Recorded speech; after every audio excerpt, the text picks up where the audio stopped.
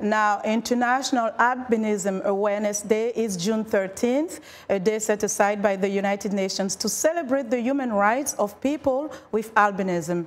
Albinism is a congenital disorder characterized by the complete or partial absence of pigment in the skin, hair, and eyes. Medical experts say people with albinism are prone to skin problems like cancer, and albinism also affects the eyes and causes low vision.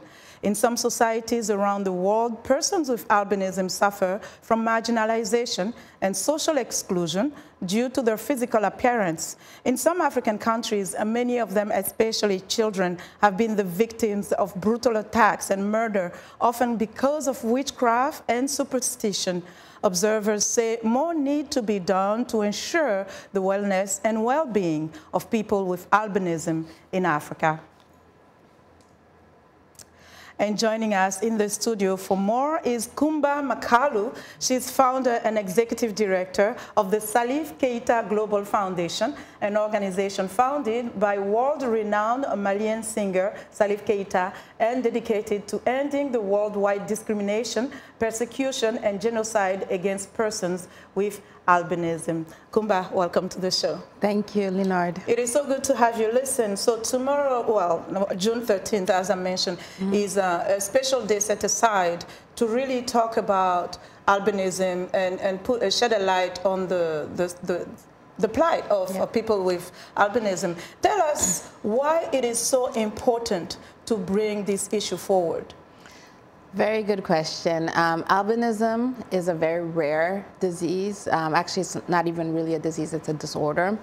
And unfortunately, because of the stigmas in Africa and other places regarding the appearance of people with albinism, they are targeted for ritual crimes, they are stigmatized, they are discriminated against, and they don't have a voice really to defend them. And this day that has been enacted by the UN really shows and tells the world that people with albinism matter. And they matter indeed, because a lot of the rhetoric that we hear around the condition is the fact that people are different, their skin is very, very light, but there is so much more to this. It's not just about the way they look. There are also medical aspects to their condition, social aspects to the condition that really put them, turn them into victims in some societies. So recently in Mali, for example, a five-year-old girl was beheaded. She was found beheaded. This is really, really terrible, but unfortunately, it's not a situation that is isolated. Tell us more about that. Okay. There have been over 600 documented cases of albino ritual crimes and murders throughout the African continent over the last 10 years. So, and these are the documented cases. There are many more that have gone undocumented. In places like Mali, now people are starting to speak out and going to the authorities, but it's been something happening, but that's always been hidden and basically, I don't want to say accepted, but actually not regarded as something very important because of the ritual and spiritual aspects attached to it.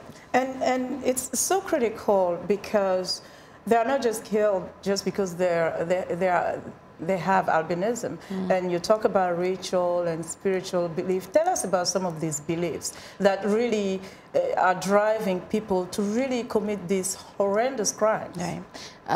Actually, we're tackling those beliefs right now because we understand that it's a matter of a belief system that has been in place for centuries, and it's a false belief system in the occult. And the idea that people with albinism could be not human, but ghost or the product of a curse or the product of anything occult related, and that their body parts would help someone gain power or have access to wealth. So these beliefs are ingrained in societies that we find all throughout the African continent. Yes. And you know, the old adage is the devil is a liar. Yes, the devil is absolutely a liar, because these people are human beings just like you and me. Absolutely. They have albinism, but albinism should be seen actually more as a trait, you know, like being tall or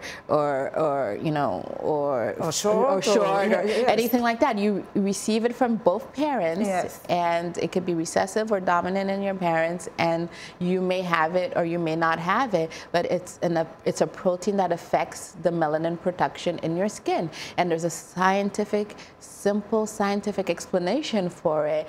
And unfortunately, because of the lack of education yes. and information in these societies, the occult belief system prevails.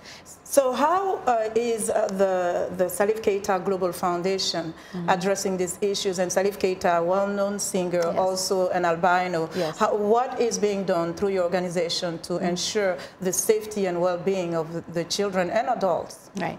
So we work both on the African continent, especially in Mali, and here in the United States. Our main goal is to raise the awareness. Salif is a well-known artist. Yes.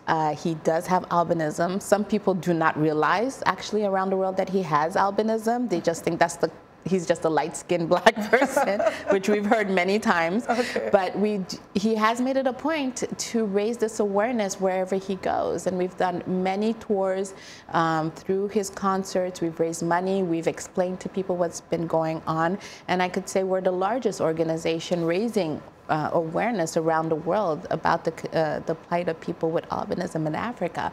And you know, so that's one aspect. In Mali, on the ground, where there's a problem with skin cancer, because we know how hot the temperatures on the African continent can be, especially in places like Mali.